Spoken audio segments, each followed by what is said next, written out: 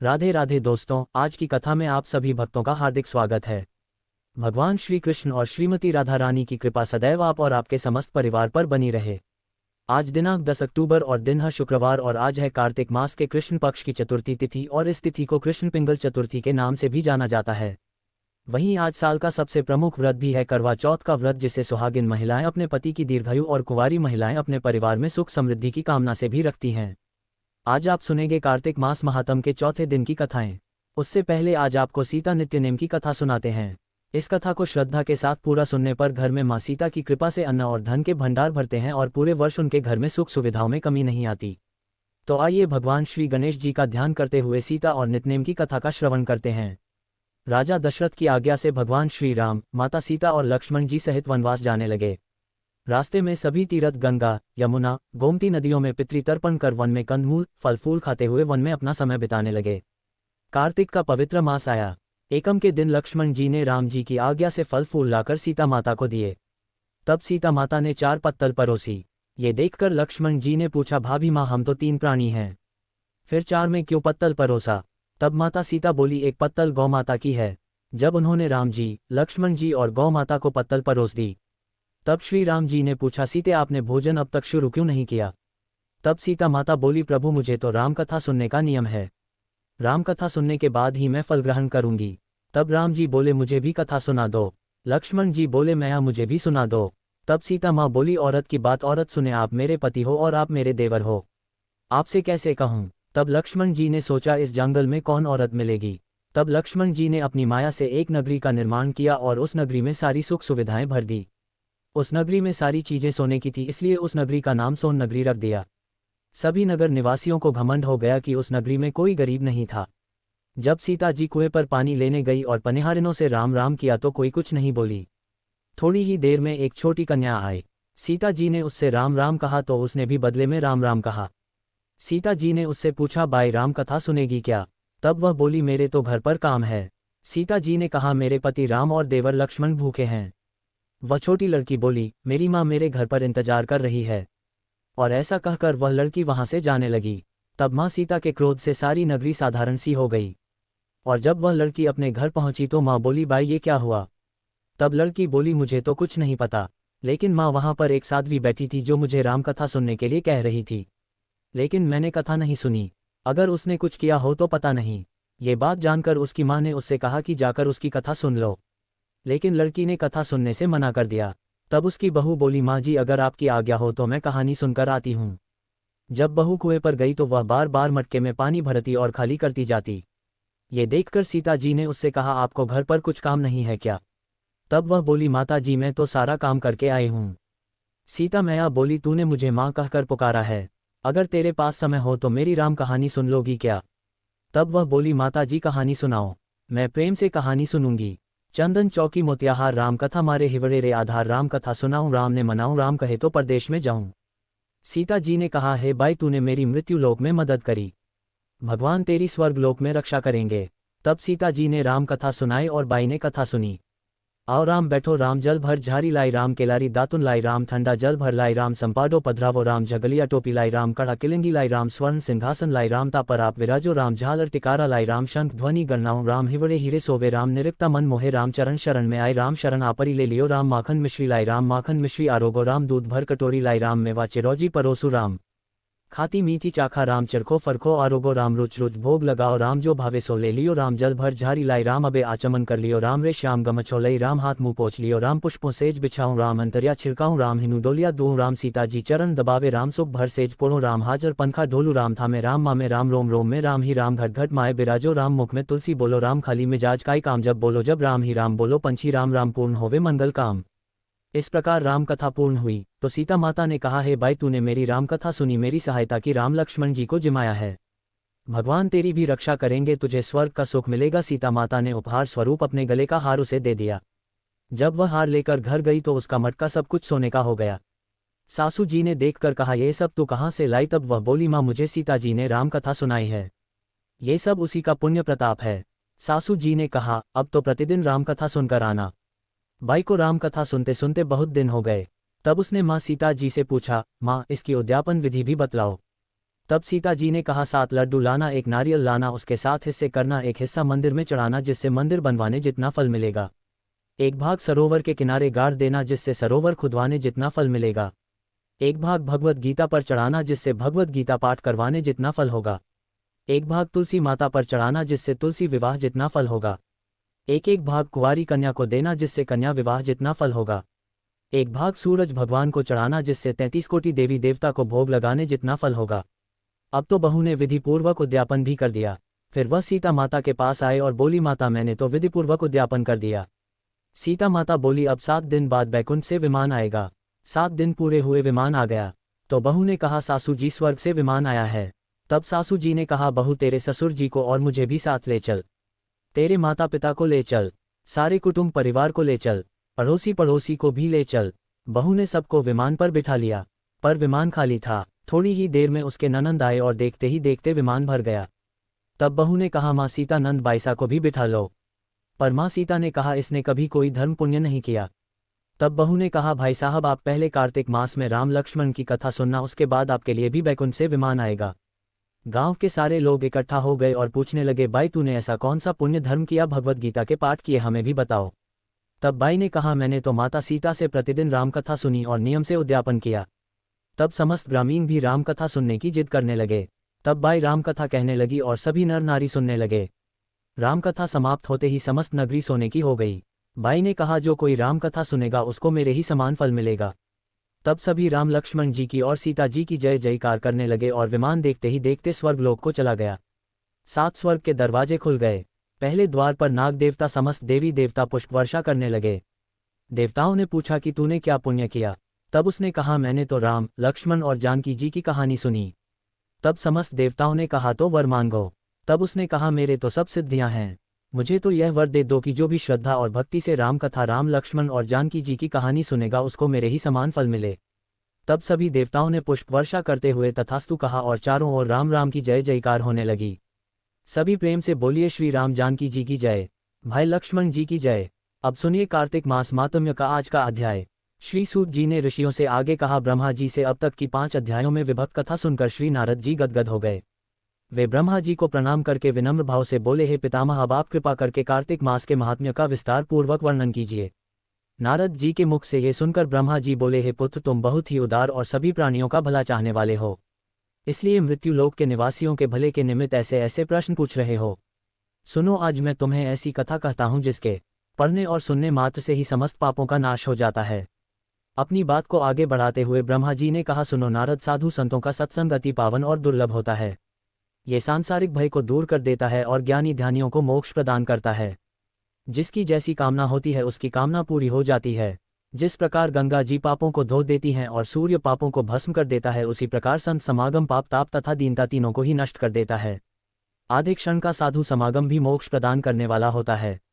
इतनी बात सुनकर तमाम ऋषि और मुनियों ने कहा, हे सूत जी, अब आप कृपा करके कार्तिक मास महात्म्य का इतिहास तथा प्रसंग सुनाने की कृपा कीजिए। श्री सूत जी बोले, हे ऋषियों, एक समय चंद्रवदनी एवं कमल के समान कमल नयनी श्री सत्यभामा ने मन ही मन में विचार किया कि मैं धन्य हूँ जिसके पतिदेव स्वयं त्रिलोकीनाथ भगवान मधुसूदन है और वे 16,108 रानियों में सबसे बढ़कर मुझे ही प्रेम करते हैं। जिस कल्पवृक्ष की पृथ्वी पर बसने वाले प्राणी बात तक नहीं जानते, वह कल्पवृक्ष स्वयं मेरे आंगन में लगा हुआ है। ऐसा विचार कर सत्यभामा जी ने श्री कृष्ण भगवान से कहा, हे प्रभु, मैं आपसे एक बात पूछती हूँ। आशा है कि आप मेरे हित के लिए मेरी इन बातों का उत्तर देने की कृपा करेंगे। सत्यभामा जी की यह बातें सुनकर भगवान श्री कृष्ण सत्यभामा जी का हाथ पकड़कर कल्पवृक्ष के नीचे ले गए। भगवान ने कहा, हे सत्यभामा, मैं अपनी सब रानियों में आपको ही सबसे प्रिय मानता हूँ। मैंने आपके स्नेह के वशीभूत सुरराज इंद्र से विरोध करके ये कल्पवृक्ष स्वर्ग से लाकर तुम्हारे आंगन में लगा दिया। मैं तुम्हारे लिए ना देने वाली अधे वस्तु भी दे सकता हूँ और अकथ्य अर्थात ना कहने वाली बात भी कह सकता हूँ। अब यदि तुम मुझसे गुप्त से भी गुप्त बात को पूछोगी तो मैं तुम्हें वह भी बतला दूंगा। भगवान श्री कृष्ण की यह बात सुनकर सत्यभामा जी गदगद होकर बोली, हे स्वामी, यदि आप मुझसे इतने प्रसन्न हैं तो मुझे ये बताने की कृपा कीजिए कि मैंने पूर्व जन्म में ऐसा क्या शुभ कार्य किया था जिससे मुझे आपकी अर्धांगिनी बनने का सौभाग्य प्राप्त हुआ और आपके साथ गरुड़ पर बैठकर ब्रह्मलोक तथा इंद्रलोक में आने जाने का अवसर भी मिला। हे नाथ, पूर्व जन्म में मैं कौन थी तथा किसकी कन्या थी, सो आप मुझे विस्तार पूर्वक सुनाने की कृपा कीजिए। सत्यभामा जी की वह बात सुनकर भगवान श्री कृष्ण मुस्कुराकर बोले, हे सत्यभामी, मैं तुमको समस्त वृतांत विस्तार पूर्वक सुनाता हूँ। तुम एकाग्रचित होकर सुनो। सतयुग के अंत में मायापुर नगर के अत्रि कुल में देव शर्मा नामक 4 वेदों, 6 शास्त्रों तथा 18 पुराणों का ज्ञाता एक ब्राह्मण रहता था। वह भगवान सूर्य का अनन्य भक्त था और रात दिन अतिथियों की सेवा में लगा रहता था। उसकी कोई संतान नहीं थी। फिर बड़ी आयु में उसे एक कन्या प्राप्त हुई जिसका नाम गुणवती रखा गया। देव शर्मा ने अपने एक शिष्य जिसका नाम चंद्र प्रकाश था उसके साथ अपनी कन्या गुणवती का विवाह कर दिया। चंद्र प्रकाश अपने ससुर की पिता के समान सेवा करता था। एक दिन देव शर्मा अपने दामाद को साथ लेकर लकड़ियां काटने को वन में गया। वन में उन्होंने इधर उधर फिरते हुए एक महाभयानक राक्षस को देखा। उसको देखकर उन दोनों के हाथ पैर फूल गए और भागने में असमर्थ होने के कारण वे दोनों उस राक्षस के हाथों मारे गए।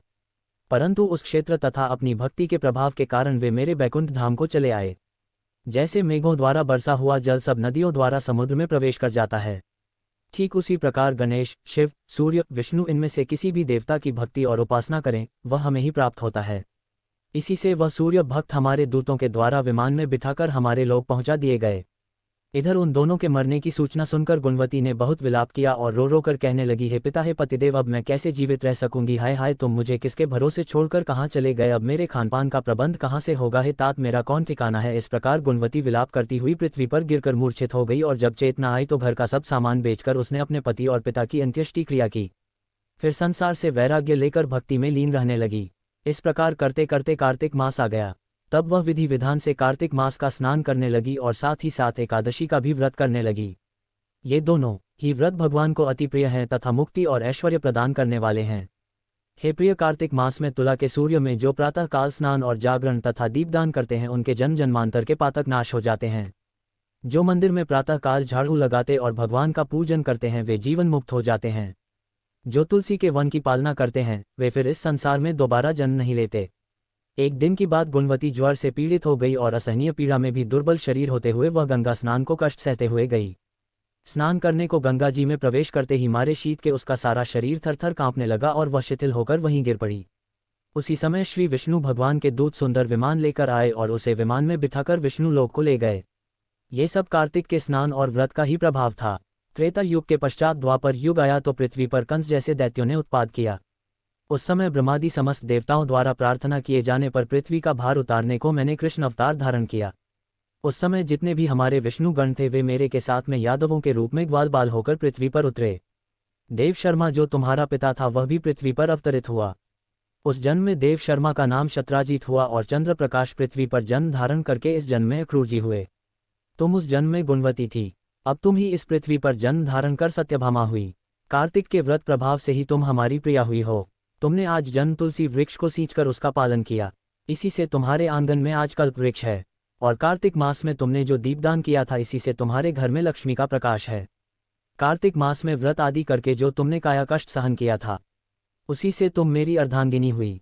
जो कोई कार्तिक मास में व्रत आदि करता है वह मुझे तुम्हारे ही समान प्रिय होता है। हे प्रिय, अन्य दूसरे जप, तप, यज्ञ, दान आदि कार्तिक मास के 16वें भाग के बराबर भी नहीं होते।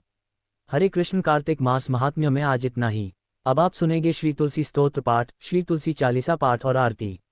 सनातन धर्म में तुलसी को अत्यंत पूजनीय माना जाता है।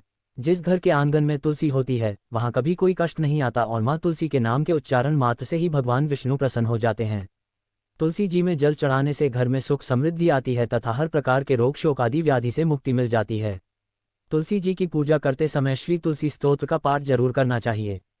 ऐसा करने से माता तुलसी जल्द प्रसन्न होती हैं और माता तुलसी जी की पूजा का भक्तों को 2 गुना फल मिलता है। तो प्रिय श्रोताओं, अब आपको पुनरीकृत तुलसी स्तोत्र का हिंदी अनुवाद सुना रहे हैं। आप सब भी मन में श्रद्धा रखकर तुलसी स्तोत्र का हिंदी अनुवाद सुनिए। देवी तुलसी माँ को मेरा प्रणाम है, मैं आपको नमन करता हूँ। हे विश्व की पालक, आप श्री हरि की परमप्रिय हैं। हे देवी, आपकी शक्ति के कारण ब्रह्मा से लेकर सभी देवता इस संपूर्ण संसार को बनाए रखने और उसका अंत करने में सक्षम हैं। इसका अर्थ है कि आपके कारण ही ब्रह्मा जी के साथ अन्य देवतागण सृष्टि के निर्माण, उसके पालन पोषण और विनाश में लगे हुए हैं।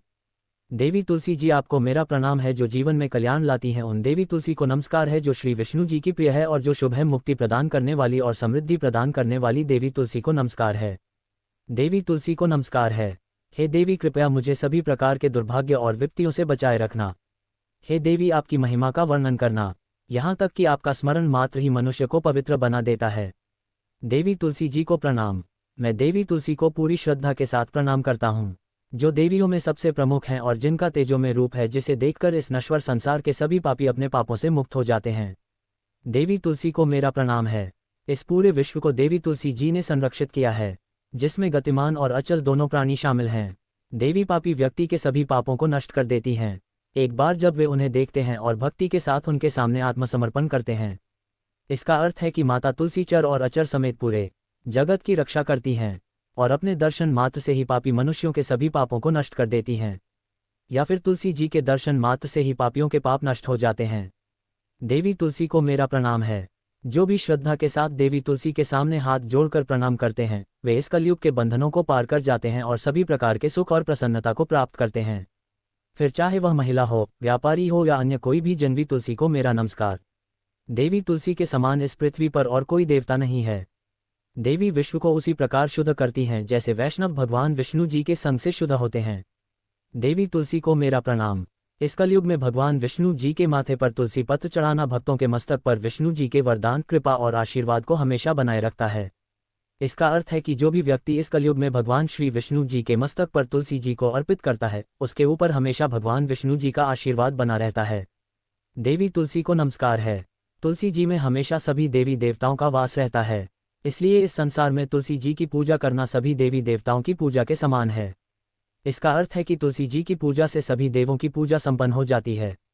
देवी तुलसी को मेरा नमस्कार है। आप सब कुछ जानने वाली हैं और भगवान विष्णु जी के प्रिय हैं। अपने भक्तों को आप सभी प्रकार की समृद्धि प्रदान करती हैं। देवी कृपया मुझे सभी प्रकार के पापों से बचाएं। हे देवी तुलसी जी को नमस्कार है। पहले के समय में ये भजन बुद्धिमान पुंडरीक के द्वारा हर रोज भगवान श्री विष्णु जी की पूजा करते हुए उन्हें तुलसी के पत्तों से अलंकृत करते हुए गाया जाता था। देवी तुलसी जी को नमस्कार है, जिनके 16 नाम हैं: तुलसी, श्री महालक्ष्मी, विद्या, अविद्या, यशवनी, धर्म का अवतार यानी धर्मिया, धर्मान्नाना देवी, देवी देव, मन प्रिया यानी देवियों और देवों को प्रिय, लक्ष्मी जी की प्रिय सखी, देवी स्वर्ग, भूमि यानी पृथ्वी, अचला यानी स्थिर, चला यानी अस्थिर। देवी तुलसी के इन 16 नामों का भक्तगण पाठ करते हैं या महिमा गाते हैं। देवी के 16 नामों का पाठ करने वाले भक्त आसानी से श्रीहरि की भक्ति प्राप्त कर लेते हैं और अंत में भगवान विष्णु जी के चरण कमलों में स्थान प्राप्त करते हैं, जिन्हें माँ तुलसी, पृथ्वी, महालक्ष्मी, कमल की स्वामिनी और श्रीहरि की प्रिया के नाम से भी जाना जाता है। देवी तुलसी को मेरा नमस्कार है। देवी तुलसी की सखी तुलसी जी शुभ प्रदान करती हैं, पापों को दूर करती हैं और सभी को पवित्र बनाती हैं, पुण्य प्रदान करती हैं। आपको प्रणाम है। देवी तुलसी जिनकी प्रशंसा देवर्षि नारद द्वारा की जाती है और श्री नारायण के प्रिय हैं, उन देवी तुलसी को हम सबका बारंबार प्रणाम है। दोस्तों, आज की वीडियो अगर आपको पसंद आई हो, कथा पसंद आई हो तो वीडियो को लाइक कीजिएगा और ज़्यादा से ज़्यादा लोगों को इस वीडियो को शेयर कीजिएगा। और हाँ, अगर आप चैनल पर पहली बार आए हैं तो चैनल को सब्सक्राइब करके बेल आइकन को जरूर प्रेस कर लीजिए। तो इससे ये होगा कि इस चैनल पर जो नई वीडियो अपलोड होंगी उनकी नोटिफिकेशन आपको सही समय पर प्राप्त होगी। मिलते हैं जल्द एक नए वीडियो में। तब तक के लिए स्वस्थ रहे, मस्त रहे और अपने माता पिता का ख्याल रखे। जय श्री राधे कृष्णा।